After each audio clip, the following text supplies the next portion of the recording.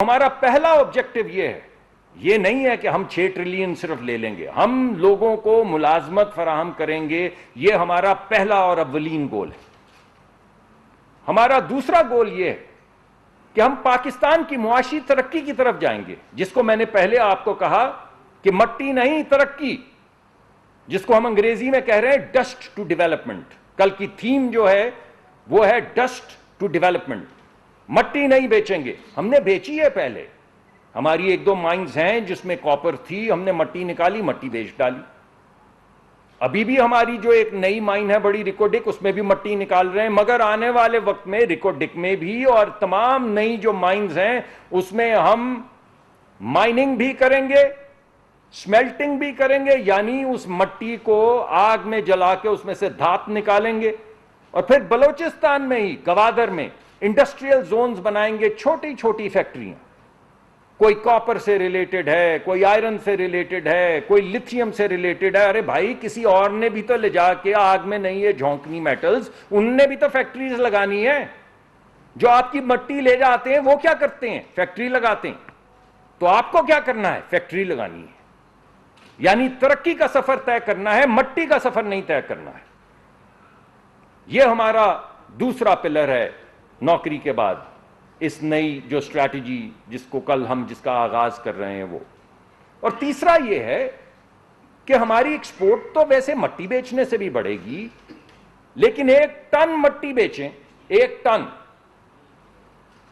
अगर 100 टन मट्टी बेचें तो मान लें आप $100-200 कमाते हैं। मुझे नहीं मालूम कितने कमाते हैं, आप इसको पैसे पे नहीं जाइए, मैं आपको वैसे वो मेटाफोरिकली बता रहा हूं, डायरेक्शनली बता रहा हूं। ये बात सही है कि 100 टन मट्टी बेचें तो मान लें $1000 कमाते हैं।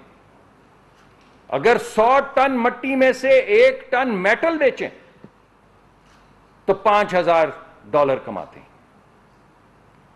और उस 1 टन जो मेटल आप बेचते हैं, चाहे कॉपर हो या गोल्ड हो या कोई और हो, अगर उसकी ब्रेक असेंबली बना के बेचें या इंजन ब्लॉक बना के बेचें या कॉपर वायर बना के बेचें, तो जो आपने 1 टन नहीं 1 मन मेटल से जो आप चीजें बनाते हैं वो $10-10 हजार की वैल्यू से बिकती हैं। तो भाई आप 100 टन का $100 या 100 टन का $1000 क्यों लेंगे? हम क्या जाहिल हैं?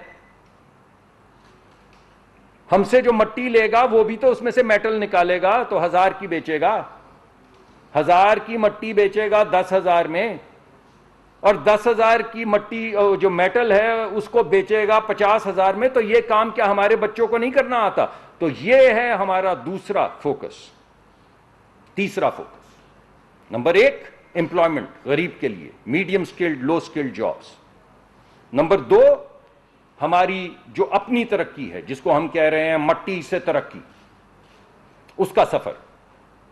और नंबर 3 एक्सपोर्ट, कि हम बेचेंगे, हमें वो मेटल बेचनी आती है, हमें इंगट्स एंड बिलेट्स बेचने आते हैं, हमें इंजन ब्लॉक्स बनाने आते हैं, हमें ब्रेक असेंबलीज बनानी आती हैं, तो हम क्यों नहीं एक्सपोर्ट करेंगे? तो ये जितना हमारे एक्सटर्नल सेक्टर का आपके सामने रोज एक मुकदमा आता है कि पाकिस्तान को खुदा न खास्ता ये हो जाएगा, वो हो जाएगा, वो हो जाएगा। पहले हम कहते थे खाकम बदहन, इंशाल्लाह कल के बाद बोलेंगे ऐसी बात करने वाले को मट्टी चाट, क्योंकि इस मट्टी में से तो हम निकालने वाले हैं वो सोना और वो कॉपर जो मुल्क की तकदीर बदलेगी। तो ये 3 हमारे ऑब्जेक्टिव हैं जिनको लेके कल की हम जो एक बड़ी मिनरल्स कॉन्फ्रेंस कर रहे हैं और तरक्की का सफर, एक नया सफर शुरू करने की कोशिश कर रहे हैं, वो मैं आपके सामने रखना चाहता हूं।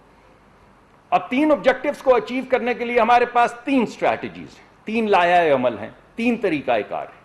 वो क्या है वो भी मैं हाई लेवल पे आपको बता देता हूं कि ये होगा कैसे। बता तो दिया मैंने कि ये होगा। पहली बात तो यह है कि हम बलोचिस्तान में इंशाल्लाह इंडस्ट्रियल क्लस्टर्स बनाएंगे।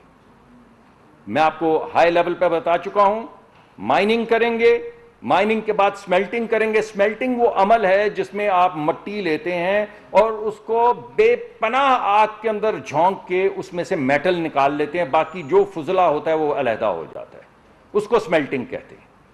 फिर स्मेल्टिंग करेंगे और तीसरी स्टेज के अंदर जो मेटल निकलेगी, जो भी मेटल निकलेगी, उससे रिलेटेड जो भी दुनिया की इंडस्ट्री है वो बलूचिस्तान में लगाएंगे।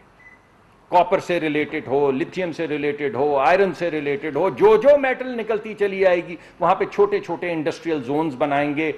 पोर्ट हमारे पास है गवादर की, जहां जहां माइनिंग होगी उसको पोर्ट से लिंक करेंगे और एक नया इनकलाब लेकर आएंगे।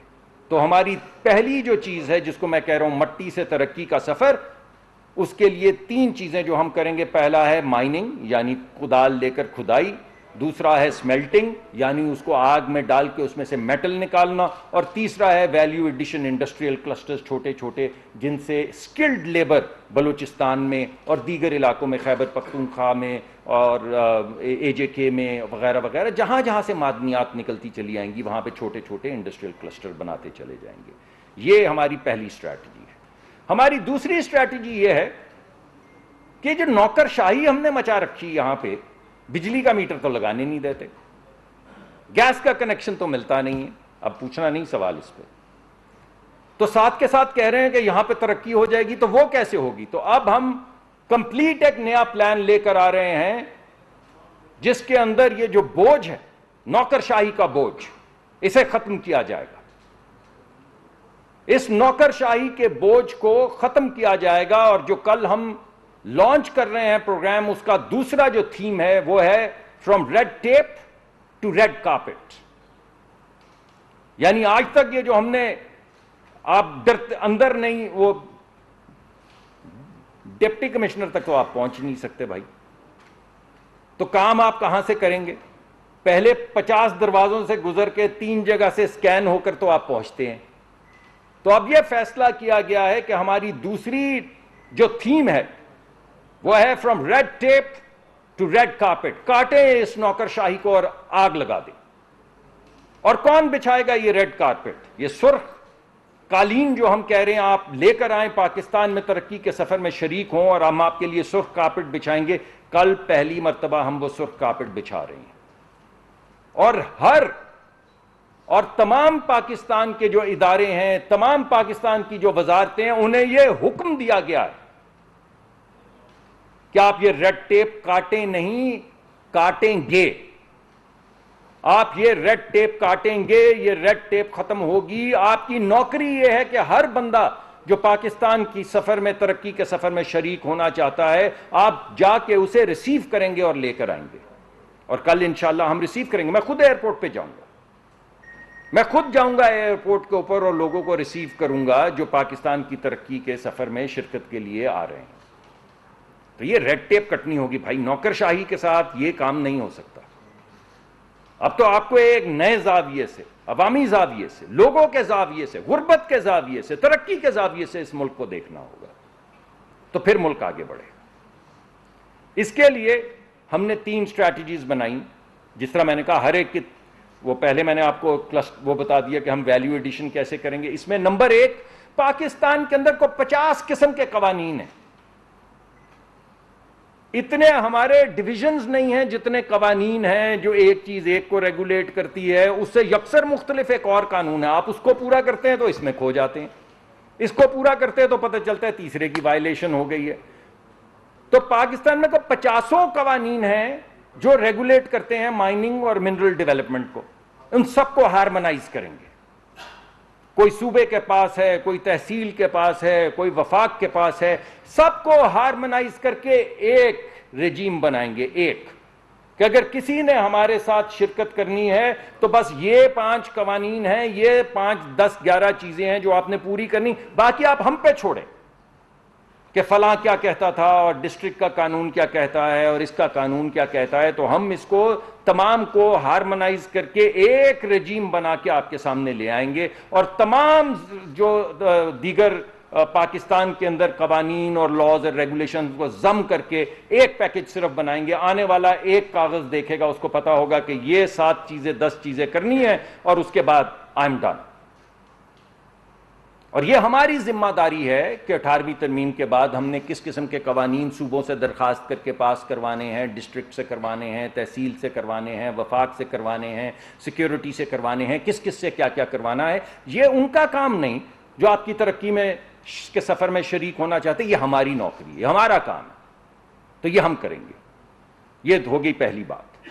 दूसरी बात यह कि माइनिंग एक बड़ी खतरनाक चीज है। ये खा जाती है उन लोगों को जो माइनर्स होते हैं, और उन माइनर्स के हकूक की पासदारी के लिए कोई बंदा आवाज नहीं बुलंद करता, क्योंकि ये दुनिया की अमीर तरीन होती हैं तंजीमें जो माइनिंग करने आती हैं। ट्रिलियंस ऑफ डॉलर्स के मालिक होते हैं ये। एक इंसान खा जाना या 30 इंसान खा जाना क्या फर्क पड़ता है? माइन गिरी, मर गए, कोयला निकाल रहे थे, गिर गई माइन, कोलैप्स हो गई, मर गए। रोज सुनते हैं। नहीं होगा ऐसे, बिल्कुल नहीं होगा।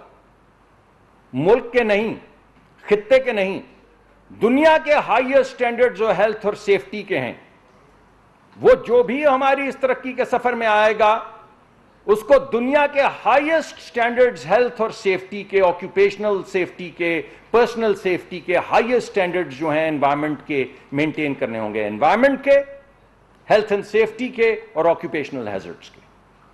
और हम इसको ट्रैक करेंगे। और हुक्म दिया गया है वजारत को कि हर एक चीज के लिए, ह्यूमन सेफ्टी के लिए, एनवायरमेंटल सेफ्टी के लिए, अब मैं आपको तफसील में नहीं डालना चाहता, एनवायरमेंट के अंदर एयर पोल्यूशन के लिए, वाटर पोल्यूशन के लिए और सॉलिड वेस्ट के लिए वजारत को यह हुक्म दिया गया है कि आप टारगेट सेट करेंगे। इस वक्त कितना है, 3 साल में कितना होगा, 5 साल में कितना होगा, और वो टारगेट मीट करने होंगे वजारत को। तो खित्ते के नहीं, मुल्क के नहीं, दुनिया के हाईएस्ट स्टैंडर्ड्स जो हेल्थ और सेफ्टी के हैं वो हम इंशाल्लाह इंट्रोड्यूस करेंगे। एक तरफ हार्मोनाइज करेंगे, दूसरी तरफ अपने बच्चों की हिफाजत करेंगे, खवातीन की हिफाजत करेंगे। बिकॉज मैं नहीं समझता कि माइनिंग में खवातीन क्यों नहीं होंगी इस पूरे सफर में।